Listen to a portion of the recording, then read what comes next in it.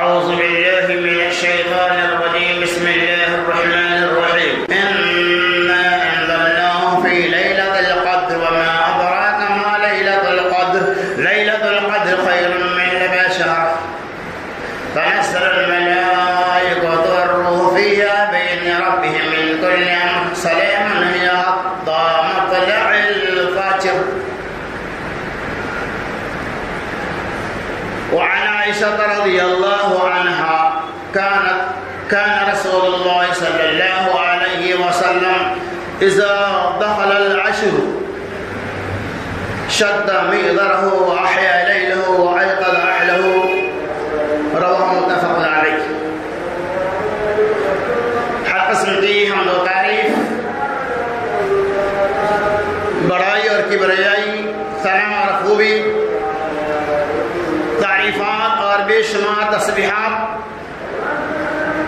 اس رب المجدد والکرم عبدی لا ضوال لا مثال لا لد له ولا مثل له ولا ضد له کے لیے لائق و سزاوار ہے، جس رب العالمین کی توفیق اور اس کے فضل و کرم سے اللہ سے دعا اللہ تبارک و تعالی ہماری عبادتوں کو قبول فرمائے، اور رب العالمین جو روزے ابھی باقی ہیں اللہ تعالیٰ ان روزوں کی تکمیل بھی صحت و تندرستی اور اخلاص کے ساتھ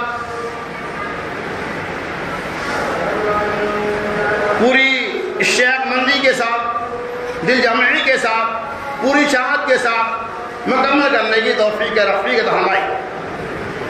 معزز حاضرین کرام، جیسا کہ آپ جانتے ہیں کہ رمضان مبارک کی کیا فیوز و برکات ہے اور اس کی کیا افادیت ہے، روزہ رکھنے کے کیا فوائد ہیں، ان کے کیا مسائل ہیں، ان کی تفصیلات آپ کے سامنے بالترتیب آ چکے ہیں۔ آج کی اس خطبہ جمعہ میں شب قدر کی مناسبت سے چند باتوں کی وضاحت کریں گے۔ اللہ سے دعا کروں کہ اللہ تبارک و تعالی سننے سنانے سے زیادہ ہمیں اور آپ کو عمل کثیر کی توفیق رفیق عطا فرمائے، آمین یا رب العالمین۔ اللہ تبارک و تعالی نے ارشاد فرمایا الا انزلناه فی لیلۃ القدر، بے شک ہم نے اس کو لیلۃ القدر نازل کیا۔ وما ادراک ما لیلۃ القدر، اور آپ کو کیا معلوم کہ لیلۃ القدر کیا ہے؟ لیلۃ القدر خیر من الف شہر، لیلۃ القدر 1000 مہینوں کی عبادتوں سے زیادہ بہتر اور افضل ہے۔ تنزل الملائکۃ والروح فیہا بإذن ربہم من کل امر، اس شب میں اللہ تبارک و تعالی کی طرف سے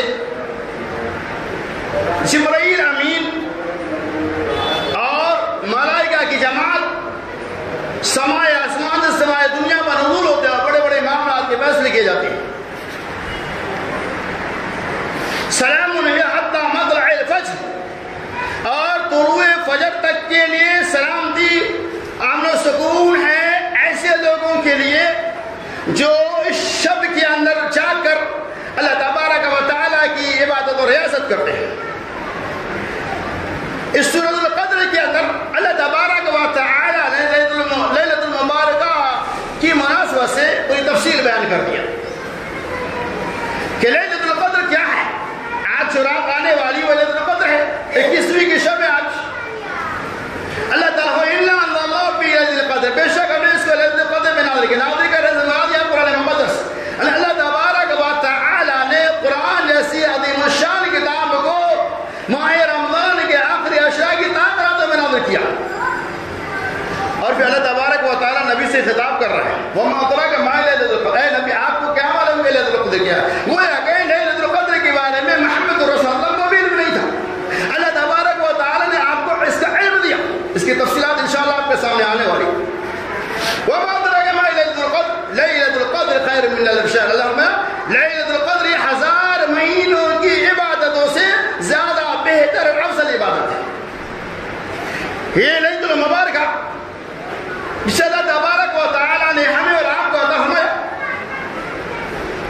وہ امتیوں کے اندر یہ چیزیں نہیں تھی. اللہ رب العالمین نے یہ چیزیں مجھے کیوں عطا فرمائی؟ اللہ تبارک و تعالی نے لیلۃ القدر ہمیں کیوں دیا؟ اس کی تفصیلات بھی حدیث کے اندر موجود ہے. ابن حاتم وغیرہ کی روایت ہے کہ قوم بنو اسرائیل کے اندر ان کی امتیوں کی جو عمریں تھی 200 سال 400 سال 500 سال 1000 سال تک ان کی عبادتیں بھی اسی قدر لمبی ہوا کرتی تھی. لیکن اس کے مقابلے میں امت محمدیہ کی عمریں مختصر تھی. دوسری روایت آتی ہے جس ابن کثیر نے نقل کیا، یہ بھی ابن حاتم کی روایت ہے کہ نبی صلی اللہ علیہ وسلم نے ایک موقع سے بنو اسرائیل کے 4 عبادت گزار کا تذکرہ کیا.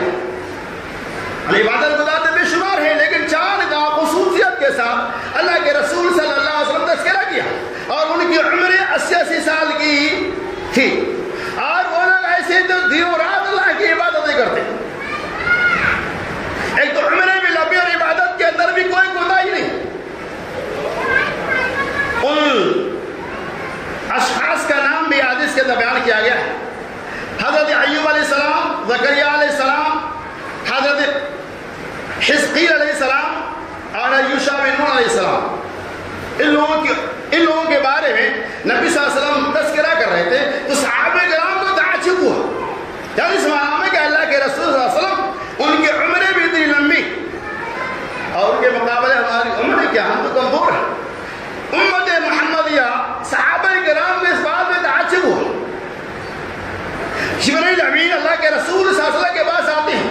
آج کہتے یا رسول اللہ صلی اللہ علیہ وسلم، آپ کی امتیوں کو قوم بنو اسرائیل کی عبادتوں میں ان کی عمروں میں تعجب ہوا.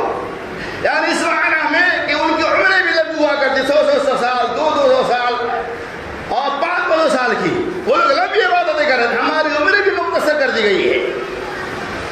آپ کی امت کے اس بات میں تعجب ہوا، اسی لیے اللہ تبارک و تعالی نے آپ کی امت کے لیے عظیم تحفہ خیر من الف شہر، اللہ تعالیٰ نے ایک ایسی رات آپ کو اس کے عوض میں عطا فرمائی جس رات کی عبادت 1000 مہینوں کی عبادتوں سے زیادہ بہتر اور افضل ہے.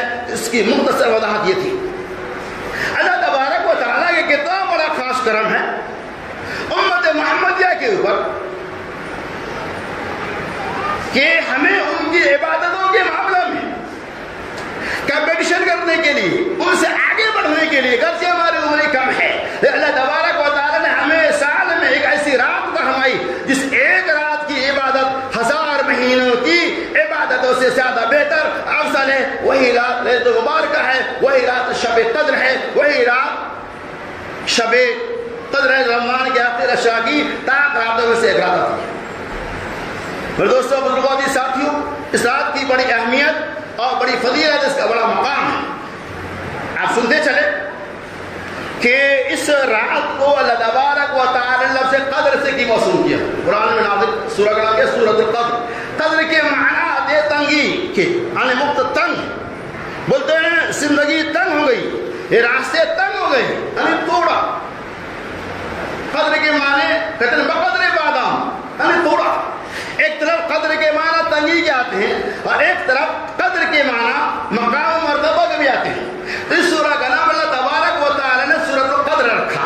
اس کے معنی کیا ہے؟ ایک معنی تو یہ ہے قدر کے اعتبار سے کہ اللہ تبارک و تعالی نے امت محمدیہ کو لیلۃ المبارکہ کی نعمت سے مالا مال کر کے ان کی شان و شوکت اور ان کے مقام و مرتبہ کو بلند کر دیا. اسی مناسبت سے اللہ تبارک و تعالی نے اس سورہ کا نام سورۃ القدر رکھا. دوسری وضاحت یہ کی جاتی ہے کہ قدر کے معنی تنگی کیا ہے. اللہ تبارک جیسے قرآن نے کہا تنزل الملائکۃ والروح فیہا بإذن ربہم من الامر، کہ تنزل الملائکۃ والروح، کہ آج کی شب یعنی لیلۃ المبارکہ میں اللہ تبارک و تعالی کی طرف سے فرشتے، بے شمار فرشتے، اتنے فرشتے میں وضاحت کروں آپ تعجب کریں گے. ملائکہ جمع ہے، بے شمار فرشتے. والروح، الروح سے مراد جبرائیل امین، یعنی ایک فرشتوں کی بہت بڑی جماعت اور جبرائیل امین کی قیادت میں آتے ہیں۔ محمد رسول فرمایا کہ جبرائیل امین کے بعد 600 بازو ہے، 600 پر ہیں، وہ صرف 2 پر کو شب قدر میں پھیلا دیتے جو مشرق و مغرب کو ڈھانک لیتے ہیں،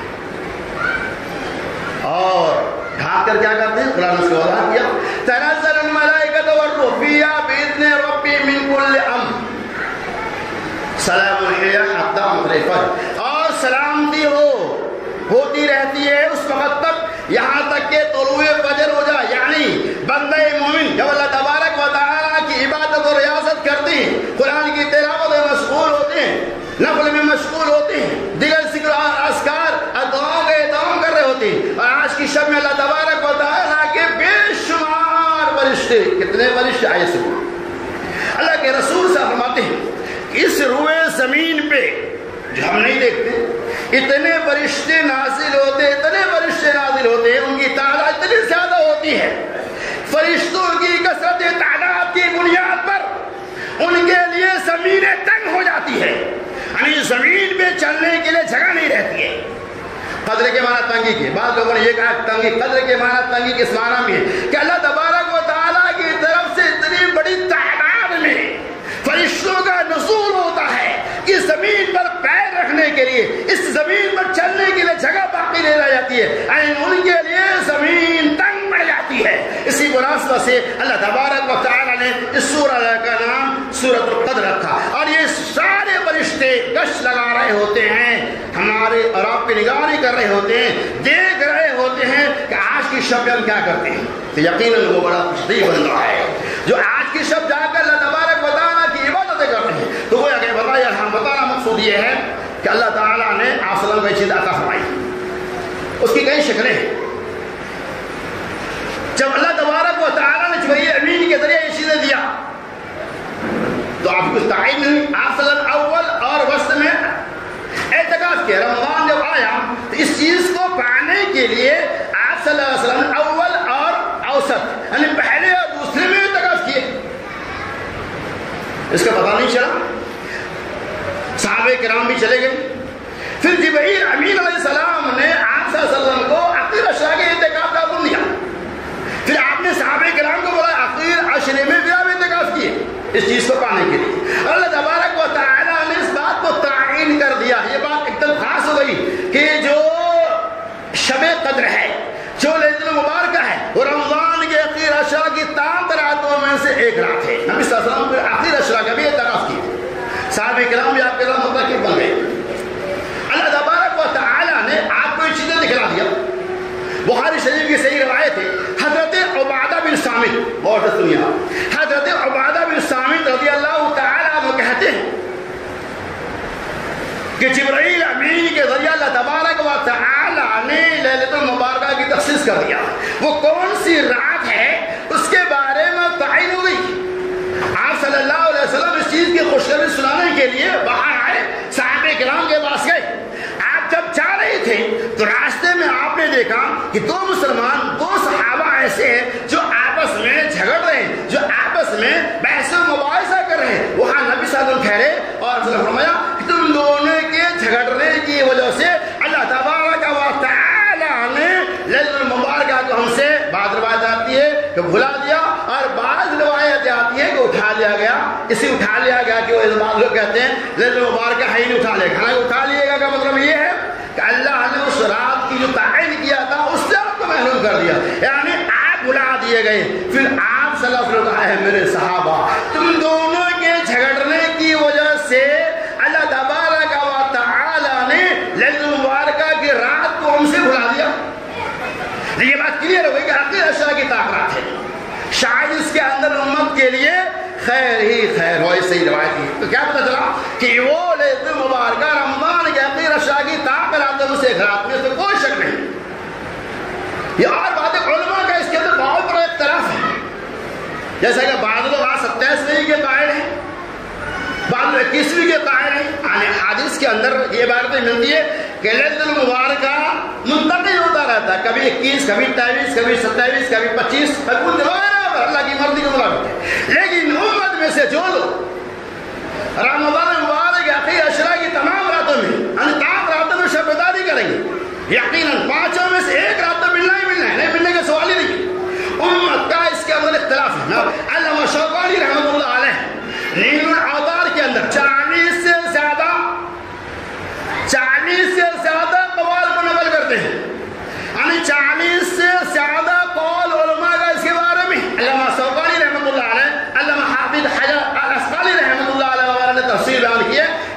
40 سے زائد علماء کرام کا اس شب قدر کے بارے میں اقوال ہے. ہمیں بعض 21 بعض 25 اس طرح سے کئی اقوال ہے. خلاصہ تمام اقوال کا یہ ہے کہ نبی صلی اللہ علیہ وسلم رمضان کے آخر اشراء کی تاک راتوں میں جا کر اللہ کی عبادتیں کر رہے تھے. اور جو بندہ آخر اشراء میں جاگے گا وہ رات انہیں مل جائیں گی. اس کی دلیل اس طرف ہے. عن عائشہ رضی اللہ عنہا قالت كان رسول الله صلى الله عليه وسلم اذا دخل العشر شد مئزره واحيا ليله وأيقظ اهله.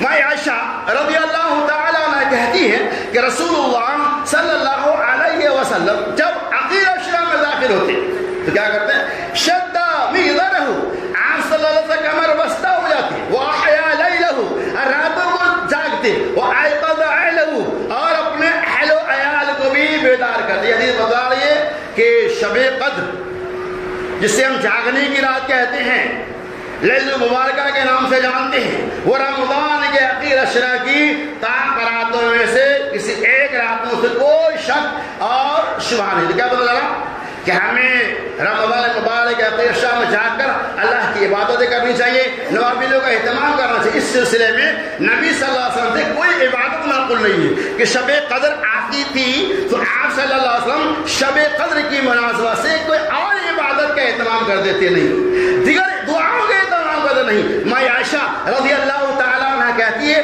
جب شب قدر ہوتی تو نبی صلی اللہ علیہ وسلم لوگوں کو اللہم انک عفو تحب العفو فاعف عنی، ایک دعا ہے جو ترمذی شریف کی روایت ہے، نبی صلی اللہ علیہ وسلم یہ دعا پڑھنے کا حکم دیتے تھے، پڑھتے تھے. ماں عائشہ رضی اللہ تعالیٰ عنہ پڑھا کرتی تھی. صحابہ کرام سے روایتیں ملتی ہیں کہ آج کی شب کے لیے تخصیص جو خاص دعا ہے اللہم انک عفو، اے اللہ تو معاف کرنے والا ہے، تحب العفو، اور تو معافی کو پسند کرتا ہے، فاعف عنی، اللہ ہمارے گناہوں کو معاف فرما دے. تو یہ خاص دعا ہے. اس کے علاوہ آپ کو جتنی دعائیں بھی آتا جو بھی مناجات ہے، جتنا اذکار ہے وہ آپ کر سکتے ہیں. کوئی خاص مخصوص عبادت کا تذکرہ نہیں ہے. آپ اپنے طور پہ نفل عبادت جتنی چاہے کر سکتے ہیں، قرآن کی تلاوتیں کر سکتے ہیں اور دعاؤں کا اہتمام کر سکتے ہیں. خاص طور سے اس دعا کو آپ نہ بھولیں چونکہ یہ تخصیص ہے.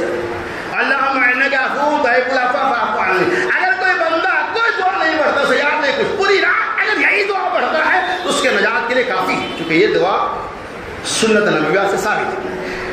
تو کیا پتہ چلا کہ رمضان کے آخر اشراء میں ہمیں جا کر اللہ تبارک و تعالیٰ کی عبادتوں کا اہتمام کرنا چاہیے. اور اس شب میں کیا کرنا چاہیے؟